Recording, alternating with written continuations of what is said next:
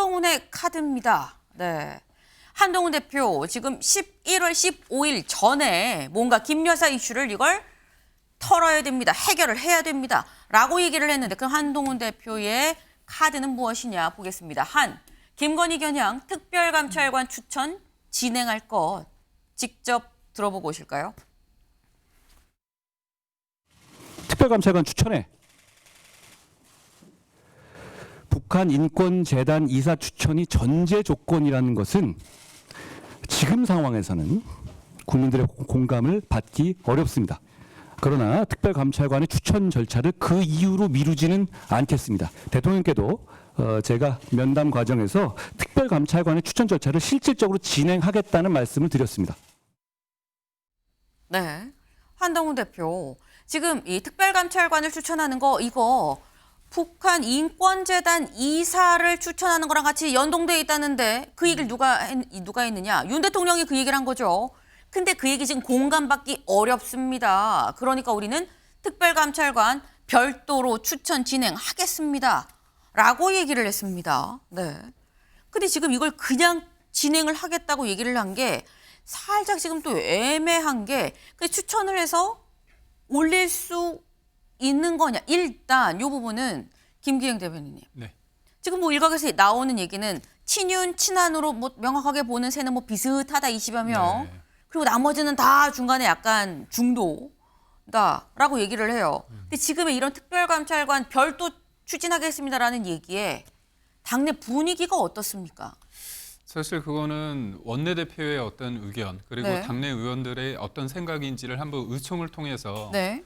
의견을 모아봐야 되는데 저는 이 부분에서 한동훈 대표한테 좀 아쉬운 점이 있습니다. 그러니까 원내 이제 당 대표와 원내 대표는 이제 원탑, 투탑 뭐 그런 식으로 긴밀한 관계여야 되는데 네. 이 부분에 대해서 회의를 진행할 때 한동훈 대표가 이 부분을 얘기할 때 추경호 원내대표는 몰랐다는 거 아닙니까? 그렇다면 이게 이 문제를 푸는 데 있어서 한동훈 대표 입장에서는 굉장히 중요한 카드라고 생각했다면 이 문제를 공식화하기 전에 추경호 원내대표와 뭔가 협의가 있었어야 되는 거 아니냐 이런 부분에 대해서 그러지 않았다는 거 그리고 두 명이 서로 소통하지 않았다는 거 결국은 대통령실과 한동훈 대표가 소통 못하는 것뿐만이 아니라 당대표지만 원내대표마저도 소통을 못하고 있다는 부분에 대해서는 조금 비판을 좀 받을 수밖에 없다고 저는 보고 있습니다. 네. 지금 말씀은 아직 뭐 지금 당내 분위기가 어떤지는 의원들이 뭐 모여서 얘기를 안 해봤기 때문에 알 수가 없다. 근데 추경호 원내대표도 몰랐다는 거 아니냐라는 말씀을 지금 하셨어요. 지금 한동훈 대표가 저 얘기를 한 게 이 아침 이 회의석상이었었죠. 그런데 이 회의에 추경호 원내대표도 참석해 있었었는데 다음 기사 볼까요? 여투톱 분열, 특별감찰관 밀어붙인 회의 나가버린 추입니다. 한동훈 대표가 저희가 지금 들어본 바로 그 특별감찰관 추진할 겁니다라는 얘기를 하고 다 이제 취재진이 빠졌죠. 비공개 회의가 진행이 됐어요. 그리고 몇 분 지나서 추경호 원내대표가 회의장을 그냥 나왔다는 겁니다. 근데 회의장 앞에 누가 있느냐 항상 기자들이 기다리고 있죠. 기자들이 추 원내대표한테 물어봤습니다. 들어보시죠. 특별감찰관은 국회 추천 절차가 있어야 합니다. 국회 운영과 관련된 사안이고 또 원내 관련 사안입니다. 그리고 이 부분은 굉장히 중요한 사안이기 때문에 우리 관련 위원회의 의원들 그리고 또 중진 등 많은 의원님들의 의견을 제가 우선 듣고 또 최종적으로는 우리 의총을 통해서 결정해야 될 부분이다. 대표님이 당직자회의에서 말씀하신 부분은 사전에 추경호 대표님과는 전혀 상의가 없었다는 말씀. 예, 제가 옆에서 직접 듣기는 아까 처음 들은 사안입니다. 네. 한이 특별감찰관 카드 꺼내자 추경호 원내대표 이렇게 얘기를 했죠. 의총에서 결정할 일인데 그 의총의 의장은 납니다라고 얘기를 했다라는 거예요. 이 사안 김진욱 대변인님. 네. 이건 또 어떻게 봐야 되는 겁니까? 저게 예견된 상황이죠. 저 상황을 또 처음 보는 것도 아니에요. 저는 두 번째 보고 있습니다. 왜냐하면 지난 7월 19일 날 네. 추경호 원내대표가 비공개 의총을 합니다. 그 자리에서 누가 당대표가 되든 원내 사안은 원내대표가 결정할 일이다. 원내대표 중심으로 간다. 명확하게 얘기를 했어요. 당시에 어떤 일이 있었냐.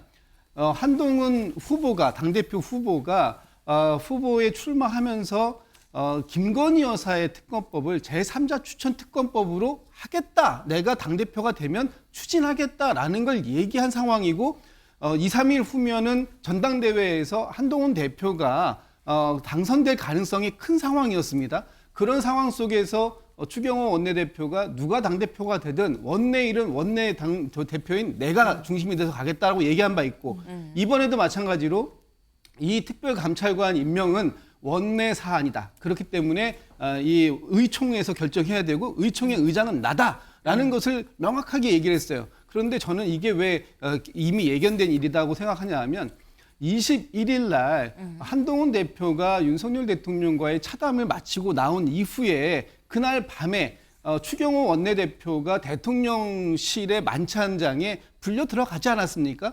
그 자리에서 아마 두 가지가 있었을 거예요. 하나는 앞으로 오늘 한동훈 대표의 반응을 보니까 앞으로 김건희 여사의 특검법 이거 어떻게 될지 모르겠으니까 제 표결로 가면 당연히 막아라. 표 단속 잘해라 라는 게 첫 번째였을 것이고 네. 두 번째는 제 추측입니다만 앞으로 당은 당신 추경호 원내대표를 중심으로 해서 중심 잘 잡고 가시오라는 오더가 떨어졌을 거다라고 저는 보고 있어요. 그랬기 때문에 이렇게 특별관찰관 얘기가 나오자마자 이거는 원내 사안이고 이건 내가 결정할 사안이다 이렇게 얘기를 한 것이 아닌가 저는 그렇게 추론합니다. 네. 아마도 추경호 원내대표가 바로 반대 입장을 표명을 한 이유는 윤석열 대통령과의 교감이 있었던 거 아니겠느냐. 그러다 보니까 즉각적으로 반대다라는 얘기를 한 거 아니겠냐라는 건데 그럼 이렇게 나는 반댈세라고 얘기하는 추경호 원내대표에 대해서 한동훈 대표는 또 뭐라고 얘기를 했을까요? 들어보시죠. 대표님이 원내에서 의총 통해 결정할 사안이라고 하셨는데 특별감찰관 해야죠. 그 말씀만 드릴게요. 네. 해야죠. 짧고 굵었습니다. 윤주진 위원님. 예. 이렇게 되면 이건 또 어떻게 되는 겁니까? 특별감찰관을 3명을 국회가 추천합니다. 이제 여당이 추천하는 것도 아니고 정당이 추천하는 것도 아니고 국회가 추천을 하는 거예요. 네. 이게 참 미묘하죠. 왜냐하면은 아쉽게도 한동훈 대표는 이제 원외 당대표입니다. 지금 국민의힘의 지난 역사 궤적을 보면 원외 당대표와 원내 대표의 충돌 갈등은 사실 처음 있는 일은 아닙니다. 과거에 이제 가깝게는 이준석 대표가 원외 당대표를 할 때도 상당히 그 문제가 있었고 또 그전에는 황교안 대표가 원외 당대표일 때 나경원 원내대표와의 또 미묘한 갈등이 있었고 결국은 나경원 대표를 쳐내는 역할을 해버리고 말았죠. 그런 여러 가지를 봤을 때 지금 한동훈 대표는 의총장에 들어가지 물론 들어갈 수는 있습니다만 표결에 참여하지 못하는 원외 당대표로서는 이 주도권이 원내대표에 있음을 좀 인정하고 가는 것도 중요한 부분입니다. 근데 늘 이런 식의 충돌이 이루어지다 보니까 앞으로 이 특별감찰관 추천을 두고 상당한 이제 친윤 친한계의 갈등이 있을 것으로 보이는데 네. 문제는 사실은 이거는 여당 혼자서 또 결정할 일이 아닙니다. 진정한 키는 누가 쥐고 있냐면 바로 이재명 대표가 쥐고 있는 거거든요. 민주당의 협조가 없이는 특별감찰관 추천이 사실상 어렵고 이 4인 중에 그렇다면 몇 명을 누가 추천할 것이냐. 민주당이 2명을 해야 되냐. 아니면 뭐 한 명씩 해야 되느냐. 이런 여러 가지 문제를 놓고 앞으로 파열음이 있을 것이기 때문에 특별감찰관 추천 자체가 그렇게 녹록지 않을 것이고요. 또 북한인권재단 이사 추천 문제와 연동할 것이냐 말 것이냐. 사실 이것도 한동훈 대표가 독자적으로 결정할 문제는 아니고 당 내부의 의견을 좀 골고루 수렴해서 결정했어야 될 문제가 아닌가 싶습니다. 네. 일단 특별감찰관을 따로 진행을 한다라는 선언은 했지만 이게 실제로 일이 성사되기까지는 쉽지가 않은 게 난관들이 상당히 있다. 그리고 이게 뭐 우리만 맘먹는다고 바로 될 건 아니다. 키는 야당이 주고 있는 거 아니냐라는 말씀을 지금 하셨어요. 근데 지금 한동훈 대표가 특별감찰관 카드를 꺼낸 이유, 이게 김 여사 이슈에 대해서 어느 정도 좀 해법의 하나가 될 수 있다라고 생각을 해서 특별감찰관 카드를 꺼낸 것일 텐데 지금 키를 주고 있다는 야당의 입장은 이런 것 같습니다. 다음 기사 볼까요? 야, 특감으론 김 여사 의혹 못 풀어.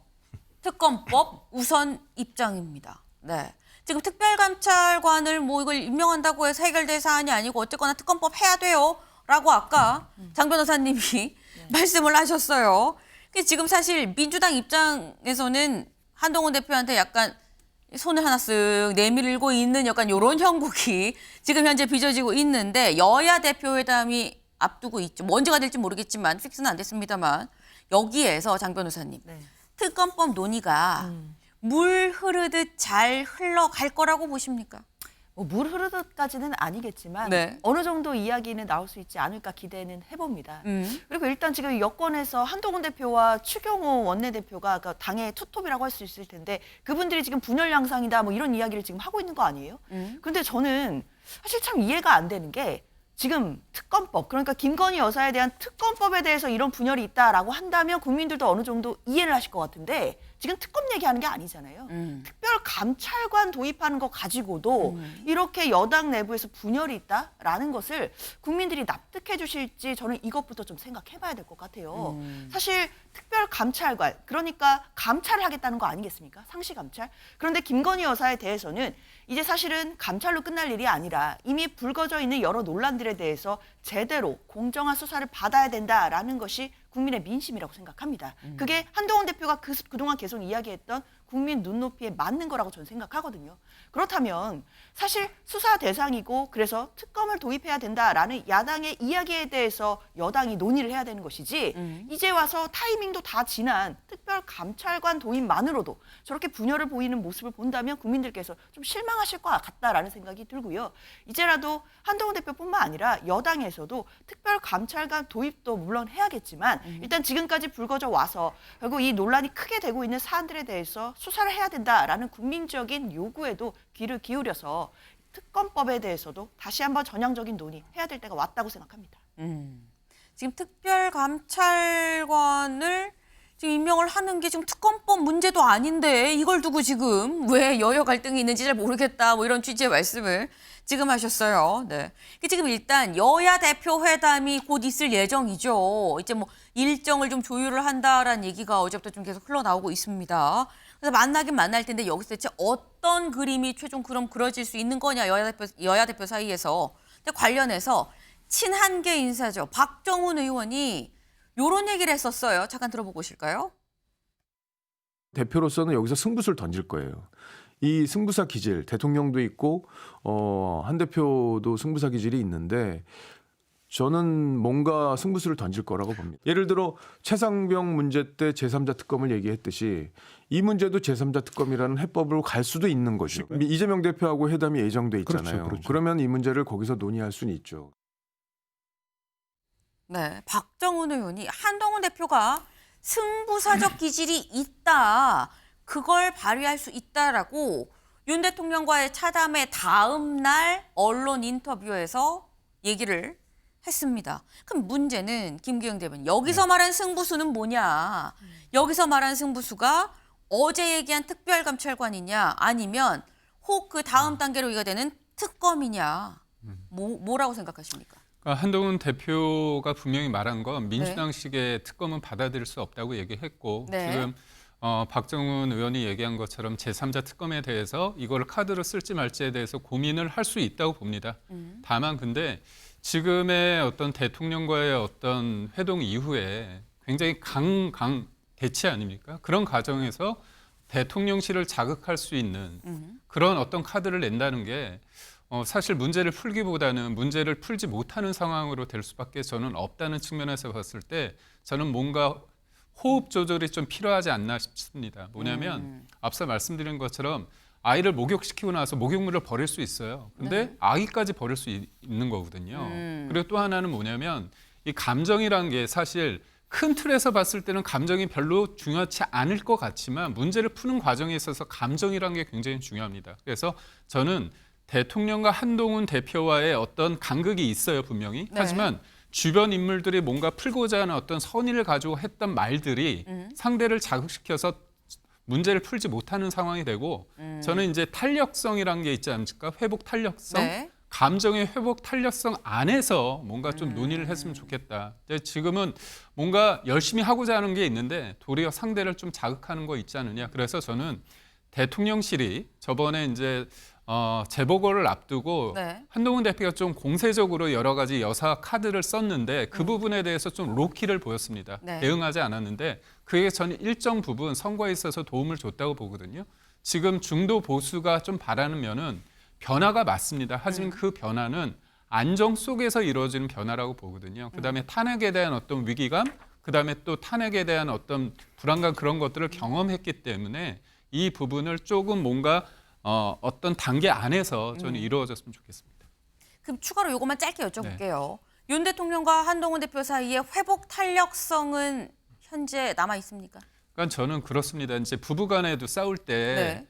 내가 잘못했어 했는데 상대방이 뭘 잘못했는데 이러면 안 되잖아요. 그래서 저는 회동이 빈손 회동이라고 얘기를 하는데 저는 접점을 찾을 수 있는 부분이 있다고 봐요. 뭐냐면 대통령이 여사 관련해서 자제를 시킨다고 하지 않았습니까? 그리고 또 필요하면 하겠다고 했습니다. 그렇다면 이게 처음엔 자제지만 그게 지속하다 보면 사실상 중단이 될 수 있거든요. 네. 그런 부분에 대해서 좀 꿈보다 해몽일 수 있는데 좀 적극적으로 해석하는 면이 좀 필요하지 않을까. 알겠습니다.